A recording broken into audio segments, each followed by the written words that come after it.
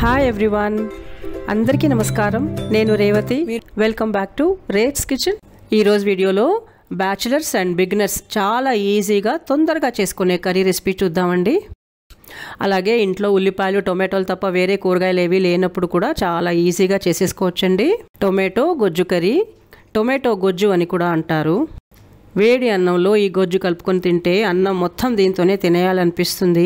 అన్నంతో మాత్రమే కాదండి, చపాతీ, జొన్న రొట్టెలు, ఇంకా ఏ రకమైన టిఫిన్స్తో తిన్నా చాలా బాగుంటుంది. వీడియోని లాస్ట్ వరకు చూడండి. నచ్చితే తప్పకుండా లైక్ చేసి మీకు తెలిసిన వాళ్ళందరితోనూ షేర్ చేయండి. మీరిచ్చే ఒక్కొక్క వాల్యుబుల్ లైక్ ఈ వీడియోని మరింత బూస్ట్ చేసి ఇంకా ఎక్కువ మందికి రికమెండ్ అయ్యేలాగా చేస్తుంది.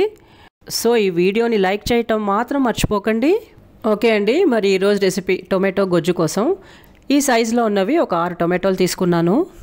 వీటిని ఇలా చిన్న చిన్న ముక్కలుగా తరిగించుకోండి.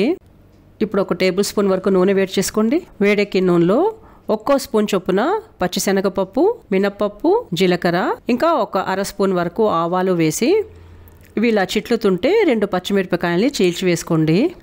పోపు వేగిన తర్వాత మీడియం సైజు ఉల్లిపాయది తరుగు కలుపుకోవాలి. ఉల్లి తరుగు చూడండి, ఇలా సన్నగా ఉండాలి. ఉల్లిపాయల్ని కాస్త వేపుకున్న తర్వాత తరిగిన ఒక 5-6 వెల్లుల్లి రెబ్బలు, కొంచెం కరివేపాకు వేసి ఉల్లిపాయల్ని మగ్గనివ్వాలి. ఈ రెసిపీ చూస్తున్న వాళ్ళలో ఇప్పటి వరకు సబ్స్క్రైబ్ చేసుకోకుండా చూస్తున్న వాళ్ళైతే సబ్స్క్రైబ్ చేసుకోండి. మన ఛానల్లో ఈజీగా చేసుకునే రెసిపీస్ చాలా ఉన్నాయండి. ఒక్కసారి మన ఛానల్ ప్లేలిస్ట్ సెక్షన్లోకి వెళ్ళి చూశారంటే ఆ వీడియోస్ అన్నీ కనిపిస్తాయి, చూడగలరు. ఉల్లిపాయలు ఇలా మగ్గిన తర్వాత తరిగిన టొమాటోలు కలుపుకోవాలి.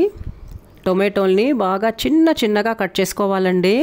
ఉల్లిపాయల్ని టొమాటోల్ని ఎంత సన్నగా తరుక్కుంటే గొజ్జు టేస్ట్ అంత బాగుంటుంది. ఇప్పుడు కొంచెం పసుపు కూడా వేసి బాగా కలిపి టొమాటోల్ని మగ్గనివ్వాలి. మగ్గుతున్న వాటిని మధ్య మధ్యలో కలుపుకుంటూ గరిటెతోనే లైట్గా మ్యాష్ చేస్తూ ఉండండి. మనం అసలు నీళ్లు పోయలేదు కదా, చూడండి టొమాటోల్లోంచి ఎంతలా నీళ్ళు వచ్చాయో.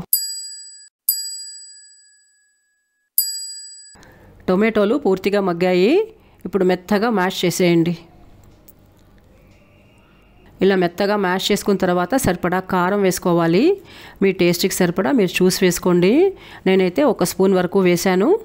1 స్పూన్ ధనియాల పొడి, సరిపడా ఉప్పు, 2 చిటికెళ్ళ మెంతి పిండి. మెంతుల్ని నూనె లేకుండా వేయించి కొట్టిన పొడి. ఈ పొడి చేసి పెట్టుకుంటేనండి చాలా రకాల కర్రీస్లో వేసుకోవచ్చు, టేస్ట్ బాగుంటుంది. ఇలా మొత్తం అంతా కలుపుకున్న తర్వాత సన్నని మంట మీద 1 నిమిషం మూసి పెట్టుంచాలి. ఇలా 1 నిమిషం తర్వాత ఒక అరకప్పు వరకు నీళ్లు పోసి బాగా బాయిల్ అవ్వనివ్వాలి. బాగా ఉడికించిన తర్వాత ఇలా వస్తుంది. గ్లాస్లో కొత్తిమీర చల్లి డిష్ అవుట్ చేసేసుకోవటమే. వీడియోని ఇక్కడ దాకా చూసిన వాళ్ళందరికీ చాలా థ్యాంక్స్.